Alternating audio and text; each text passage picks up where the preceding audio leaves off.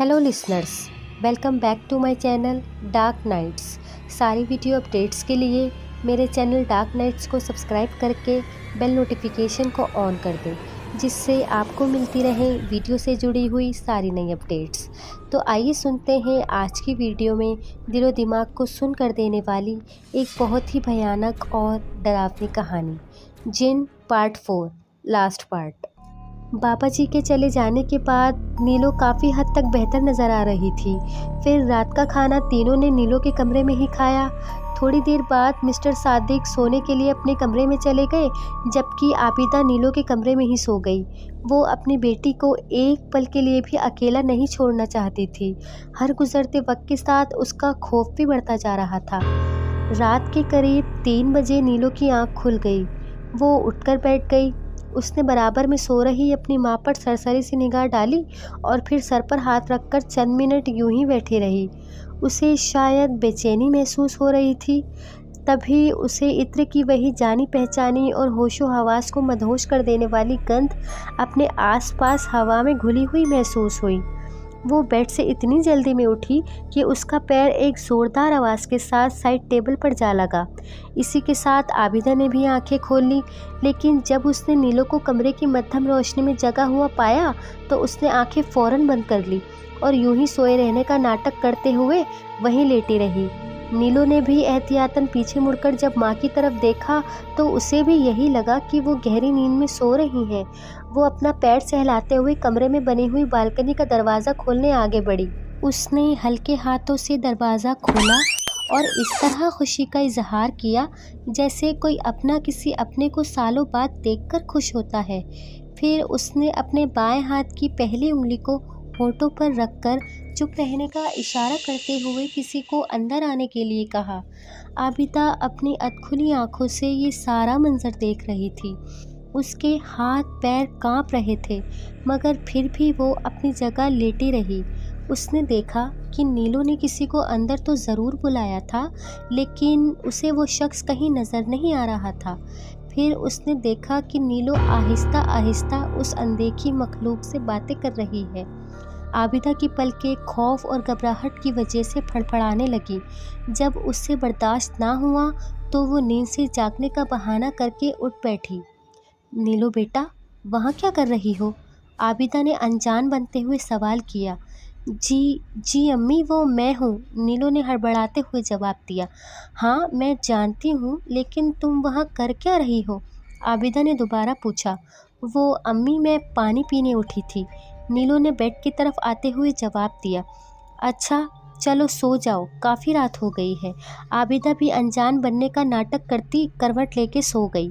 नीलो भी बालकनी की तरफ देखते हुए माँ से लगकर लेट गई। सुबह जब नाश्ते पर आबिदा ने पिछली रात का सारा किस्सा मिस्टर सादिक को बताया तो वो भी खासे फिक्रमंद हो गए, लेकिन उन्होंने अपनी फिक्रमंदी को आबिदा के सामने जाहिर नहीं किया।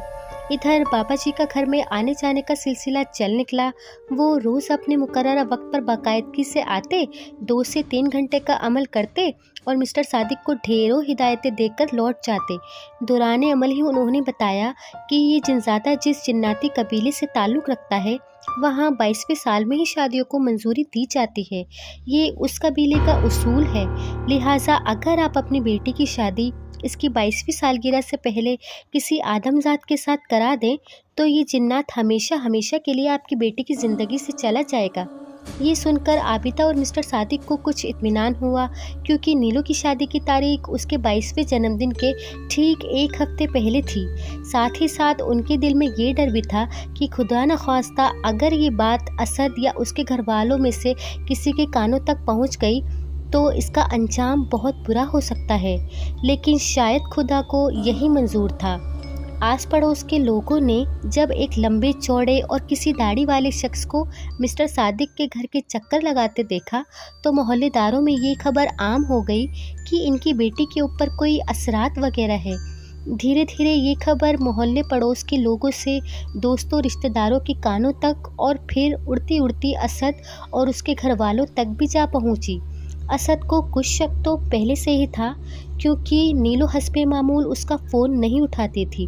और आबिदा से जब भी उसकी बात होती वो कोई ना कोई बहाना बनाकर टाल देती। एक रोज़ जब मिसेस वकास यानी असद की अम्मी बगैर इत्तिला के नीलो से मिलने पहुंची तो उन्होंने नीलो के कमरे में जगह जगह झाड़ फूँक में इस्तेमाल होने वाली चीज़ें जैसे मोर के पंख, धूप बत्ती, तावीज़ वगैरह देखे तो उन्हें यकीन हो गया कि जो अफवाह उनके कानों तक पहुंची थी वो अफवाह नहीं दरअसल हकीकत थी।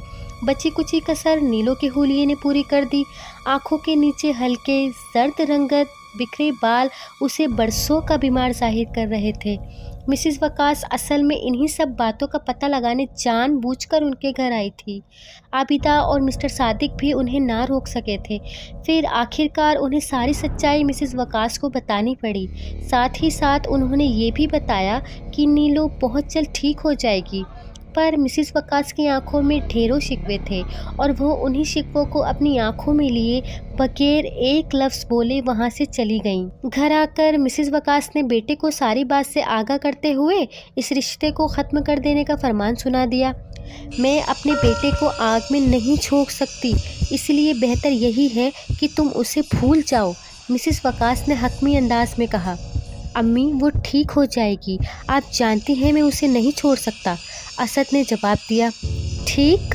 वो बीमार नहीं है जो ठीक हो जाएगी, ये जिन का साया है और जिन जान लेकर ही बाज आते हैं और इतना ही नहीं वो पूरे के पूरे घर तबाह बर्बाद कर देते हैं। मैं कह देती हूँ अब वो लड़की इस घर में कभी नहीं आएगी। मिसेस वकास ने आखिरी बार अपनी बात असद के सामने रखी और तेज तेज कदम बढ़ती अपने कमरे में चली गई। असद वहीं खड़े अपना कसूर तलाशता रहा। अगले रोज़ मिस्टर और मिसेस वकास ने फ़ोन पर ही ये रिश्ता ख़त्म कर दिया।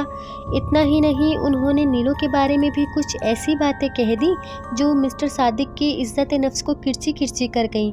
उन्होंने भी ये रिश्ता ख़त्म करके रिसीवर रख दिया और यूं सालों का रिश्ता एक पल में टूट गया। हाँ, असद ने रिश्ता ख़त्म हो जाने के बाद एक बार मिस्टर सादिक के घर का चक्कर ज़रूर लगाया था। असल में वो अपने वालिदैन की बगैर इजाज़त नीलो से निकाह पर राज़ी था, लेकिन आबिदा और मिस्टर सादिक ने उसे साफ इनकार कर दिया और ये भी बताया कि किस तरह उसके माँ बाप ने उन्हें फ़ोन पर इतना बेइज्जत किया है। इसलिए अब वो हरगिज़ अपनी बेटी को ऐसे घर में नहीं भेजना चाहते जहाँ लोग उसके बारे में ऐसी राय रखते हों और जहां उसे वो इज़्ज़त ही न दे सके जो एक बहू को मिलनी चाहिए। असद यूं ही मायूसी के साथ वापस लौट गया। वो बेचारा अपने माँ बाप के जल्दबाजी में किए गए फैसलों की भेंट चढ़ गया था। उन्होंने असद और नीलो का रिश्ता ख़त्म तो कर दिया था, पर उनके दिल में रह रह कर होल उठ रहे थे, क्योंकि बाबा जी ने नीलो की 22वीं सालगिरह से पहले ही उसकी शादी कराने की शर्त रखी थी। तभी नीलो के ऊपर से उस जिन का साया हमेशा के लिए हट सकता था और दूसरा कोई रास्ता नहीं था। अब दोनों के सामने एक और बहुत बड़ी आजमाइश खड़ी थी। इधर बाबा जी के अमल की मुद्दत भी ख़त्म होने को आई थी। नीलो अब पहले से बहुत बेहतर लगने लगी थी। कोई ऐसी वैसी हरकत भी उसने नहीं की थी, ना अब वो किसी से छुप छुप कर बातें करती थी। ऐसा लगता था जैसे उनकी पुरानी नीलो लौट आई हो। 15वें और आखिरी अमल के दिन बाबा जी ने नीलो के गले में एक ताबीज़ डालते हुए उसे कभी भी न उतारने की ताकीद की। लीजिए, अब आपकी बेटी बिल्कुल ठीक है, बस अब आप इसकी शादी जल्द से जल्द कराने की कोशिश करें, जिससे उस जिनज़ादे का ज़ोर पूरी तरह टूट जाए। मैंने वक्ती तौर पर तो उसका इंतज़ाम कर दिया है, पर इसकी शादी ही इसका पुख्ता तोड़ है। और याद रहे, ये तावीज़ इसके गले से कभी भी ना उतरे। जिस लम्हे भी ये तावीज़ इसके गले से उतरा, उसी लम्हे वो आशिक जिन्नात आज़ाद हो जाएगा। इतना ही नहीं, उसकी ताकत दुगनी हो जाएगी और फिर आगे क्या हो सकता है ये दोनों आप बखूबी जानते हैं।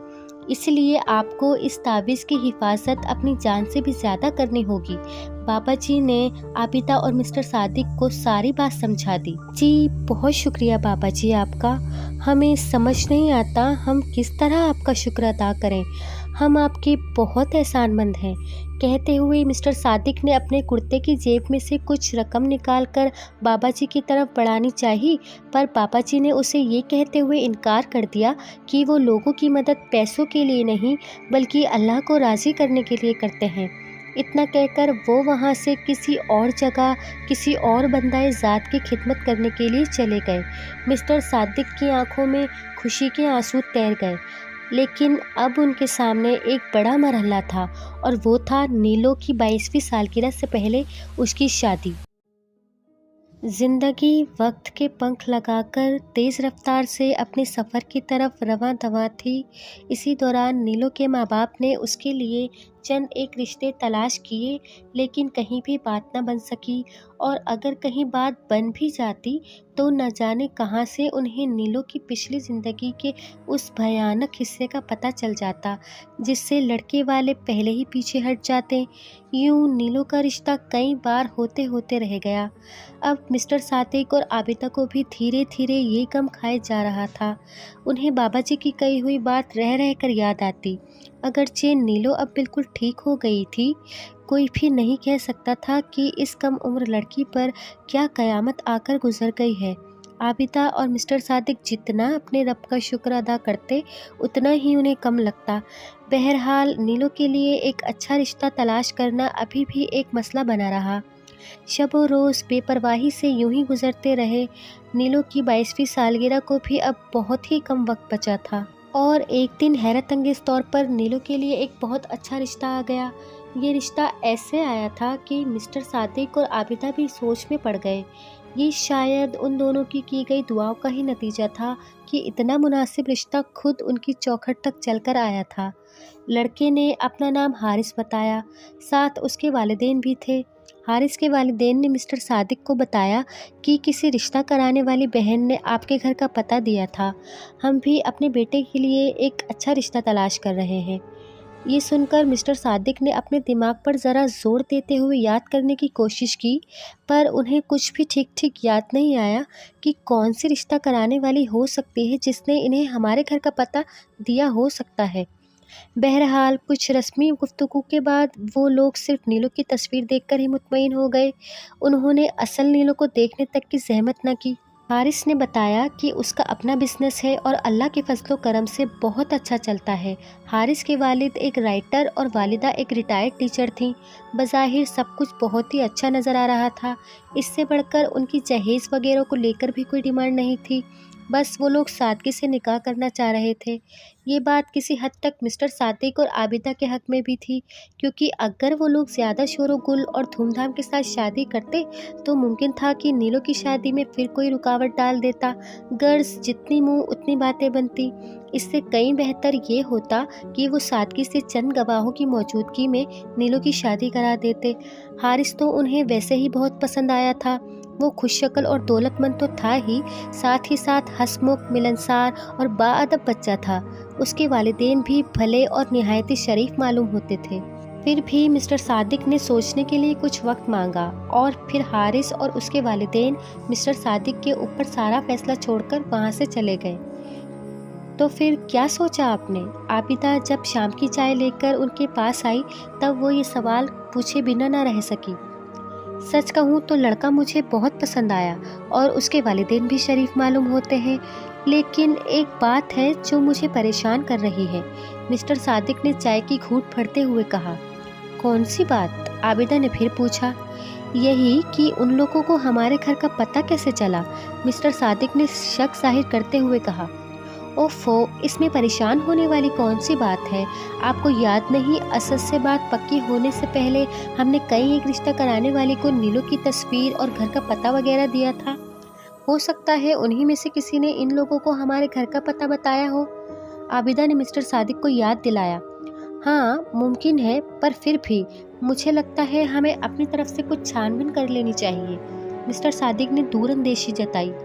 और क्या छानबीन करनी है आपको? सब कुछ तो हमारे सामने था। भाई मुझे तो उनकी फैमिली बहुत अच्छी लगी, और तो और वो लोग असद और उसकी फैमिली से कहीं ज़्यादा दौलतमंद और खाते पीते घर के मालूम होते हैं।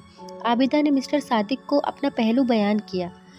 दौलत ही सब कुछ नहीं होती आबिदा बेगम, मैं ऐसे कैसे अपनी बच्ची को किसी के भी हवाले कर दूं? मिस्टर सादिक ने भी आबिदा के सामने अपनी बात रख दी। आपको क्या लगता है मुझे अपनी बच्ची की फिक्र नहीं है? फिक्र है, तभी तो मैं कह रही हूँ कि आप ज़्यादा मत सोचें और बिस्मिल्लाह करें। याद है ना बाबा जी ने क्या कहा था? आबिदा ने बाबा जी की शर्त को मिस्टर सादिक को एक बार फिर याद दिलाया। ये सुनकर मिस्टर सादिक सोचने पर मजबूर हो गए, क्योंकि नीलो की 22वीं सालगिरह में अब बहुत थोड़ा वक्त रह गया था। फिर आखिरकार हालात के आगे मजबूर होकर उन्होंने इस रिश्ते को मंजूरी देके हारिस के वालिदैन को ये खुशखबरी सुना दी। लेकिन रिश्ता पक्का करने से पहले उन्होंने नीलो को हारिस की तस्वीर दिखाकर जब उसकी राय मालूम करनी चाही, तो उसने फिर से पहले की तरह हाँ में सर हिला दिया, और यूं यहाँ से नीलो और हारिस की राहें एक हो गईं। निकाह वाली रोज़ नीलो गहरे सुर्ख रंग के जोड़े में बेइंतहा हसीन लग रही थी।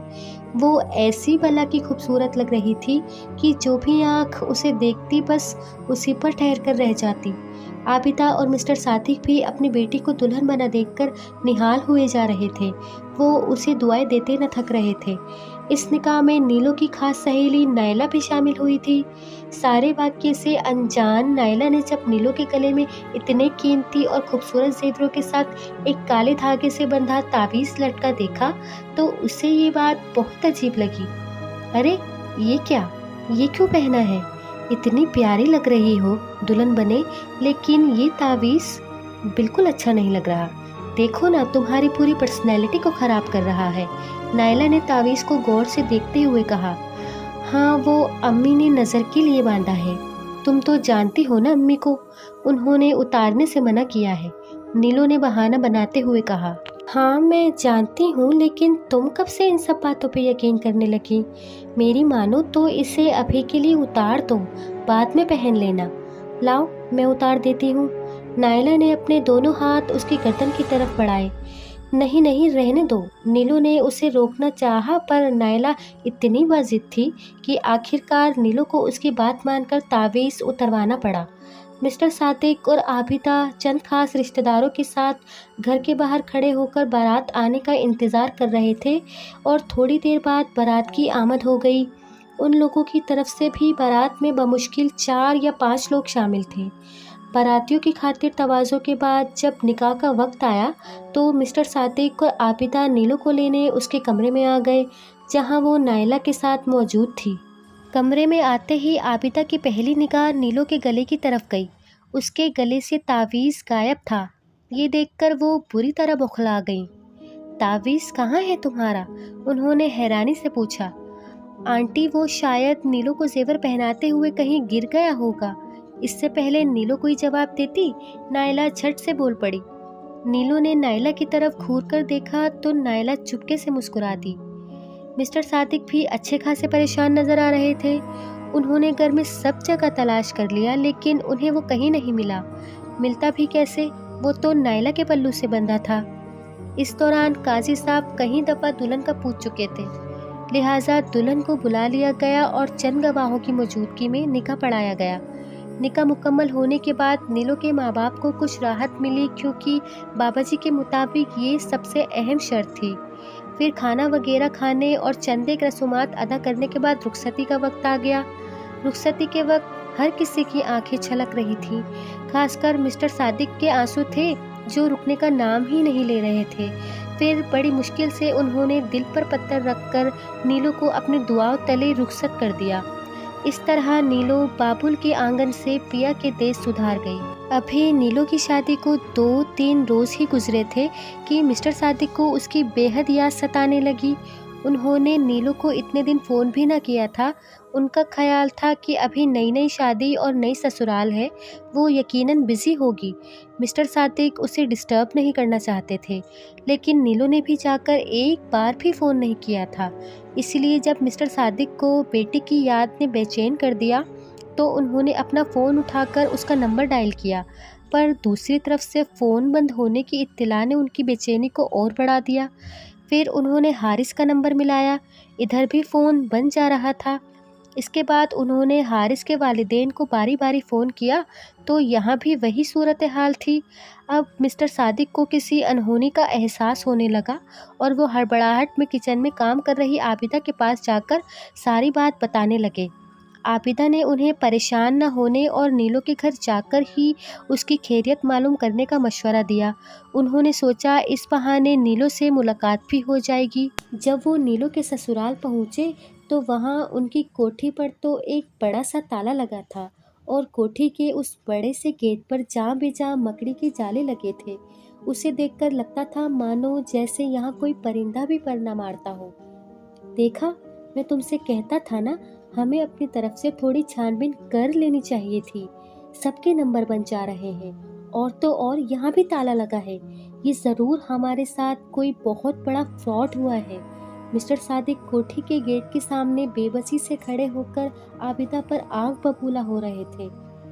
ओ मेरे खुदाया, ये क्या माजरा है? नीलो मेरी बच्ची, या अल्लाह उसकी हिफाजत करना। आबिदा का चेहरा आंसुओं में भीग गया था।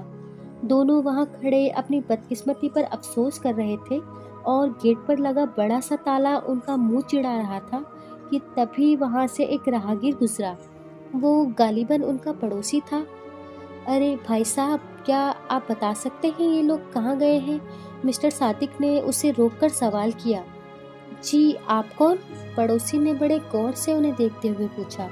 ये मेरी बेटी की ससुराल है। अभी चंद दिन पहले वो यहाँ ब्याह कर आई है, लेकिन अब यहाँ ताला लगा है। मिस्टर सादिक ने उस पड़ोसी को सारी बात बता दी। ये सुनते ही पड़ोसी की आंखें खौफ से फैल गईं और उसे ठंडे पसीने छूट गए। ये आप क्या कह रहे हैं? ये नामुमकिन है। ये कोठी तो पिछले कई सालों से यूं ही बंद है और ये ताला भी यहाँ कई साल पहले लगाया गया था। पड़ोसी ने लड़खड़ाती जुबान से अपनी बात पूरी की। मिस्टर सादिक और आबिदा का ये सुनकर बुरा हाल हो गया। उनके लिए इस पर यकीन करना बहुत मुश्किल था। तभी वो पड़ोसी दोबारा बोल पड़ा। कहते हैं इस कोठी से अजीब तरह की आवाज़ें आती थीं, कभी हंसने की तो कभी रोने की। हाँ, यहाँ एक फैमिली तो रहा करती थी, लेकिन वो भी कई साल पहले अपने आप ही अचानक गायब हो गई। बाद में सुनने में आया था कि यहाँ जिन आबाद थे और आज भी यहाँ रात के वक्त कभी कभी वो भयानक आवाज़ें आती हैं। अच्छा, मुझे देर हो रही है, अब मैं चलता हूँ और हो सके तो आप भी अंधेरा होने से पहले यहाँ से चले जाएं। इतना कहकर वो पड़ोसी वहाँ से चला गया। आबिदा की आंखों के सामने अंधेरा छा गया और वो वहीं बेहोश हो गई, जबकि मिस्टर सादिक के कदम लड़खड़ा गए। ये न्यूयॉर्क शहर की एक सर्द रात थी। वो हल्के गुलाबी रंग के सूट में अपने बंगलेनुमा घर की बालकनी में खड़े होकर इस कभी न सोने वाले शहर की रंगीनियाँ अपनी आंखों में उतार रही थी कि तभी घड़ी ने 12 बजाए और 12 घंटियाँ एक के बाद एक टन टन करके बजती चली गईं।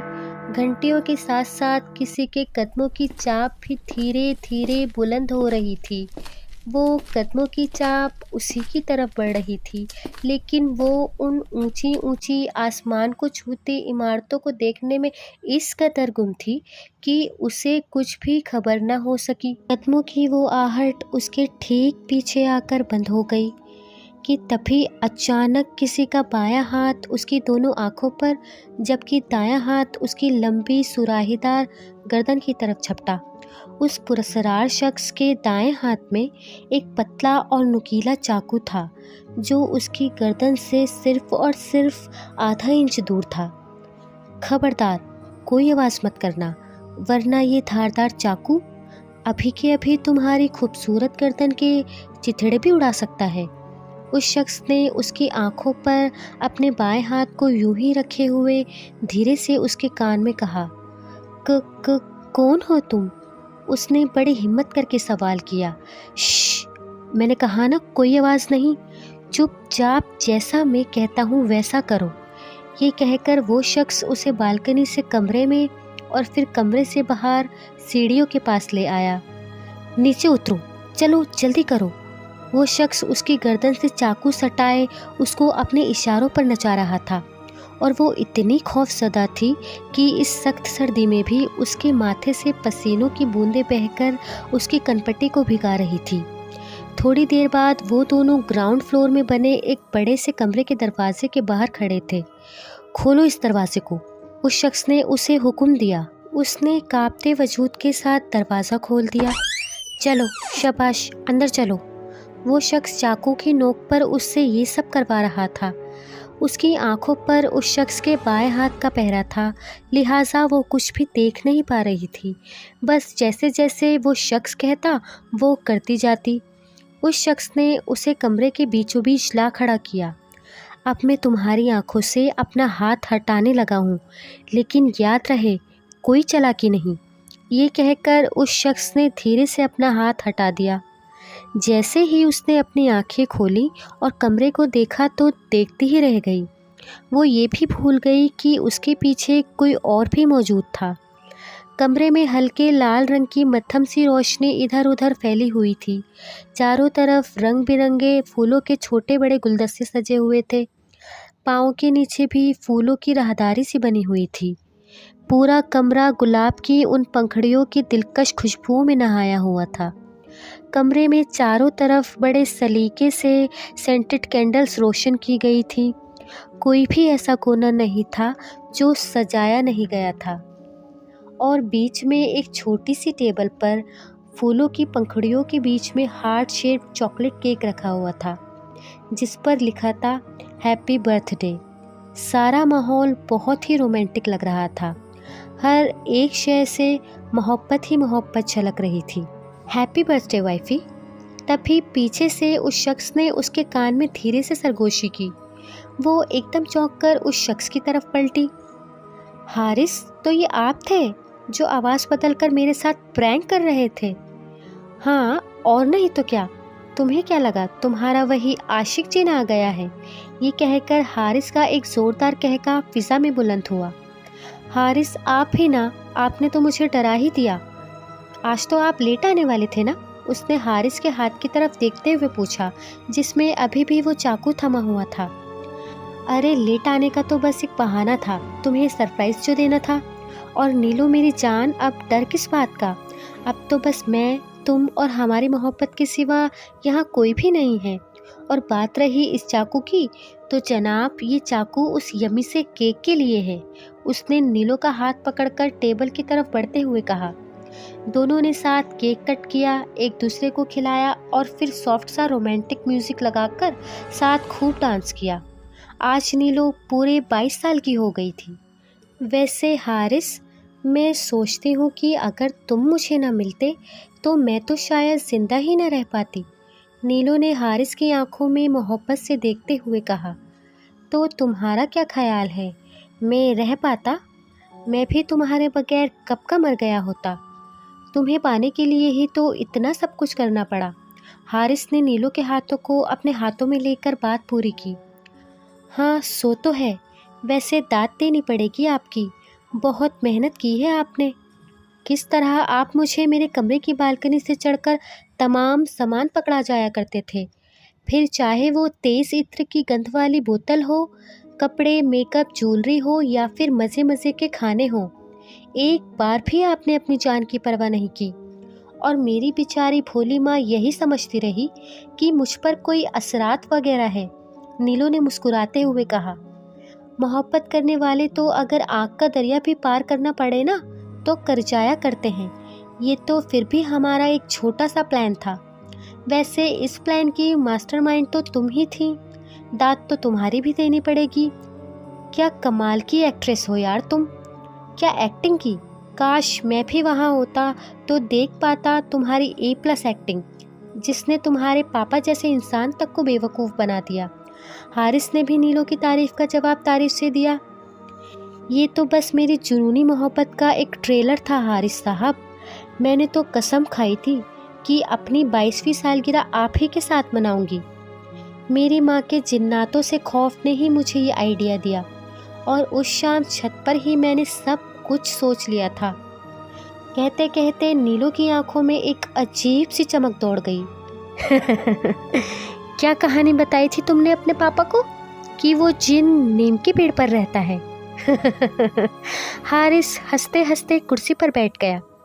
सच है यार, इस एक्टिंग के चक्कर में तो मैं सच में कई दिन की बीमार लगने लगी थी। रात रात भर जागकर किसी से बातें करने की एक्टिंग करना हर किसी के बस की बात नहीं।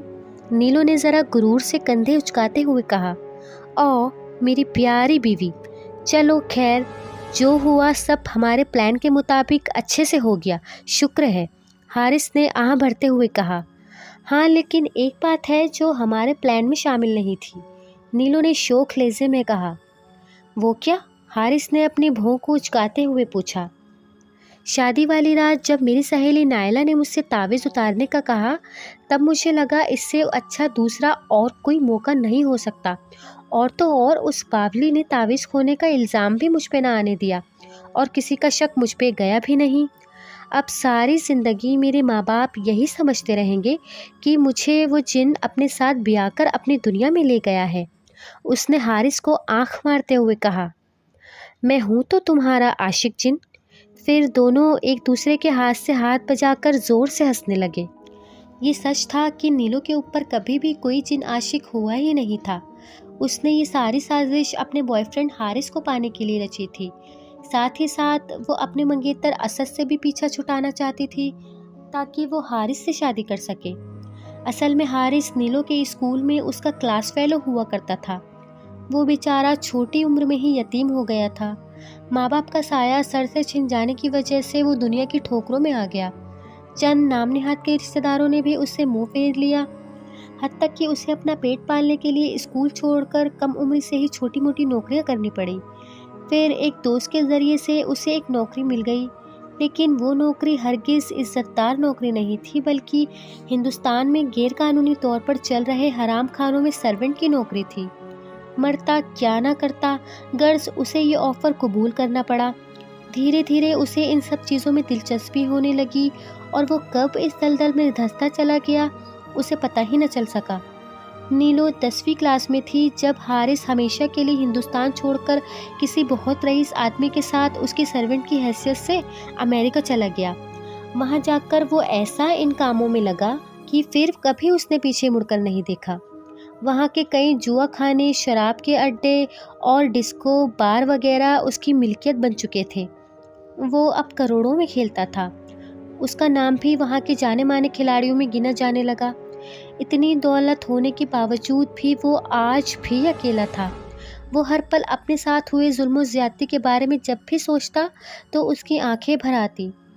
उसकी ज़िंदगी में किसी अपने की सख्त कमी थी।